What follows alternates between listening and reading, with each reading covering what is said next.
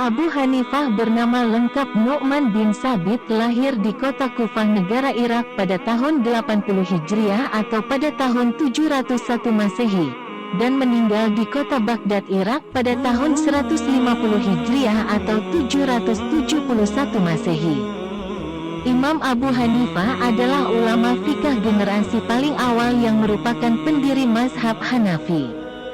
Beliau merupakan seorang tabi'in, sebab pernah bertemu dengan sahabat Nabi yaitu Anas bin Malik dan beberapa peserta perang Badar. Abu Hanifah tidak hanya ahli di bidang fikih, tetapi juga ilmu tauhid. Salah satu gurunya ialah Syekh Hamad bin Abu Sulaiman, ulama fikih kenamaan asal Kufah. Kepadanya, Abu Hanifah nyantri selama 18 tahun. Usianya masih muda sekali yaitu 22 tahun. Ketika salah satu kerabat Syekh Hamad di Basrah wafat, beliau merasa cukup mewakilkannya pada Abu Hanifah jadi pengajar, mufti, dan pengarang dialog. Ketika mengemban tugas itulah, Abu Hanifah mendapati banyak pertanyaan datang kepadanya. Syekh Nawawi menceritakan satu di antara kisah tersebut dalam kitabnya, Fathul Majid. Ulama asal Banten yang juga masyhur di Haramain itu menceritakannya sebagai penguat dalil bagaimana membantah hujah anti ketuhanan kaum ateis. Dan istimewanya, bantahan tersebut dilakukan oleh Abu Hanifah yang ketika itu masih remaja. Padahal, ia baru benar-benar menggantikan gurunya kelak ketika berusia 40 tahun. Syekh Nawawi pernah bercerita terkait kisah seorang pemeluk ateis yaitu Raja Dahriah di zaman Syekh Hamad, gurunya Abu Hanifah. Ia telah berhasil membungkam ulama melalui satu pertanyaan perihal keberadaan Allah Subhanahu wa Ta'ala yang tak memiliki tempat. Tetapi ia belum puas. Ia kembali menantang untuk memastikan bahwa para ulama sekitar benar-benar bertekuk lutut tidak mampu menjawab sekelumit pertanyaannya. Masih tersisakah seseorang di antara ulama kalian? Tanyanya menantang. Para menteri menjawab, iya ada yaitu Hamad. Datanglah kalian padanya, mintalah dia untuk menghadapku. Sang menteri pun mendatangi Syekh Hamad. Mereka meminta beliau untuk segera menghadap sang raja yang ateis itu. Tetapi Syekh Hamad memahami duduk perkaranya, sehingga meminta waktu senggang semalam. Beliau memahami betul bahwa ulama lainnya telah keok di hadapan sang raja. Pagi harinya, sebelum berangkat, ia menghadap Abu Hanifah, murid kesayangannya. Ketika itu usia Abu Hanifah masih muda sekali yaitu 22 tahun. Kenapa Anda kelihatan putus asa? Tanya Abu Hanifah ketika mendapati gurunya murung, seakan menyimpan beban besar. Bagaimana mungkin aku tidak berputus asa, sedangkan aku diminta menghadap Raja Ateis yang para ulama telah bungkam oleh pertanyaan-pertanyaannya. Selain itu, aku mimpi tidak enak semalam. Terang Syekh Hamad. Apa itu? Tanya Abu Hanifah penasaran. Aku melihat rumah yang luas dan penuh hiasan, yang tertanam di dalamnya pohon-pohon berbuah. Lalu dari sudut rumah itu keluarlah babi, dan memakan buah, daun, dan dahannya, hingga tak tersisa apapun kecuali ujung bawah batangnya. Tak lama, dari batang itu muncullah singa, dan membunuh babi itu. Guruku, kata Abu Hanifah, Allah Subhanahu wa Ta'ala telah mengajariku ilmu tabir mimpi. Mimpimu ini baik untuk kita, dan buruk untuk musuh-musuh kita. Maka jika engkau izinkan saya menafsirkannya, saya sungguh akan melakukannya. Tafsirkanlah mimpi itu, hai Nu'man, sahut Syekh Hamad tak sabar. Abu Hanifah pun mulai mengartikan mimpi gurunya. Rumah yang luas dan penuh hiasan adalah Islam. Pohon-pohon berbuah ialah para ulama. Ujung batang yang tersisa di situ adalah engkau. Babi adalah sang raja ateis, dan singa yang membunuhnya adalah saya. Maka berangkatlah engkau dengan membawa saya. Dengan begitu, berkat keistimewaan dan kemuliaan-Mu, saya memiliki kesempatan untuk berbicara dengan raja itu." Syekh Hamad senang bukan main. Beliau pun mendatangi tempat perjanjiannya dengan para menteri.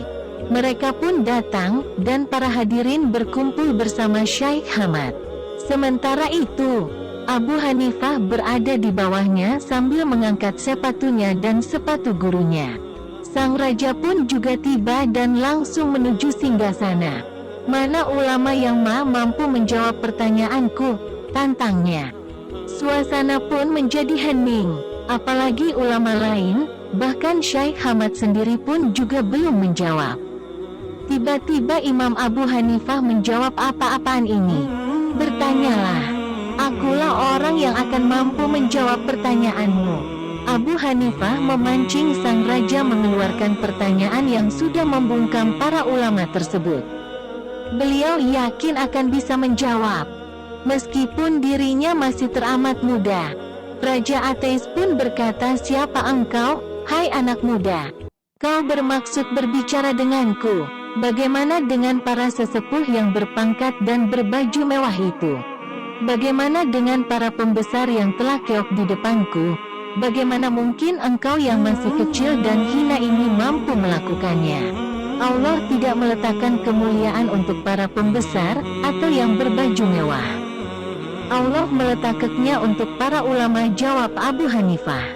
"Jadi engkau mau menjawab pertanyaan-pertanyaanku?" tegas raja.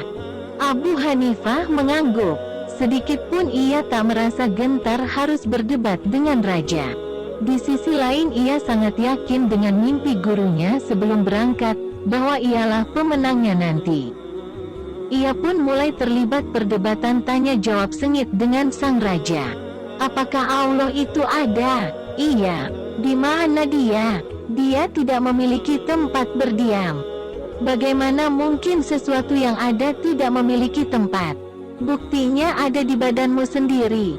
"Apa itu? Apakah badanmu memiliki ruh?" "Iya." "Di mana ruhmu? Apakah di kepala? Apakah di perut? Atau bahkan di kakimu?" Sang raja pun kebingungan. Ia tak bisa menjawab. Untuk kali pertama, ia harus bungkam di hadapan anak muda. Tetapi Abu Hanifah belum puas dengan dalilnya. Beliau kemudian meminta segelas susu. "Apakah susu ini memiliki lemak?" "Iya," jawab sang raja. "Di mana tempat lemaknya, di atas atau di bawahnya?"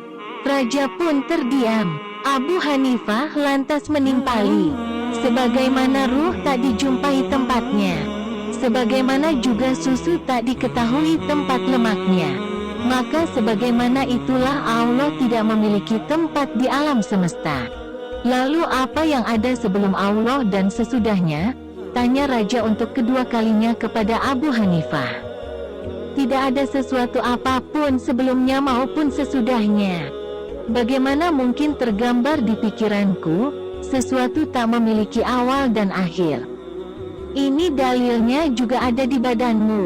"Apa itu?" "Apa yang ada sebelum ibu jari dan sesudah jari kelingkingmu. Tak ada apapun sebelum ibu jari dan setelah kelingkingku. Maka seperti itulah Allah. Tidak ada sesuatu sebelumnya ataupun sesudahnya." "Masih ada satu pertanyaan lagi," kata sang raja. Setelah dua pertanyaan berhasil Abu Hanifah jawab, "Akan saya jawab, insya Allah." "Apa pekerjaan Allah sekarang?" Mendengar pertanyaan terakhir itu, Abu Hanifah tidak langsung menjawab. "Engkau kebalik. Seharusnya yang menjawab itu ada di atas singgasana, dan yang bertanya berada di bawahnya. Dikarenakan ini pertanyaan terakhir, saya akan menjawab. Seandainya kau bersedia turun." Sang raja turun dari singgasana mengiyakan dan Abu Hanifah ganti menduduki singgasana sang raja. Ketika beliau di atas mimbar, raja mengulang pertanyaan tadi. "Ayo, apa pekerjaan Allah sekarang?" Katanya, "Pekerjaan Allah sekarang ialah menjatuhkan kebatilan sepertimu dari atas ke bawah. Dan dia menaikkan orang yang benar hak sepertiku dari bawah ke atas." Sang raja diam tak berkutik. Tiga pertanyaan yang diajukannya tak lagi membungkam lawan, justru ia takluk di hadapan anak muda, di bawah singgasananya sendiri.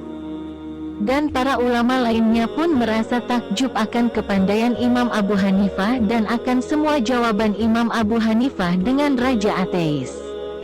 Dengan demikian, mimpi Syekh Hamad benar. Melalui keistimewaan nalarnya itu, kelak Abu Hanifah dikenal sebagai imam mazhab paling rasional ketimbang para imam sesudahnya, Malik, Syafi'i, dan Ahmad bin Hanbal. Demikian kisah Imam Abu Hanifah dan Raja Ateis. Semoga kita dapat mengambil pelajaran dari kisah ini. Wallahu a'lam.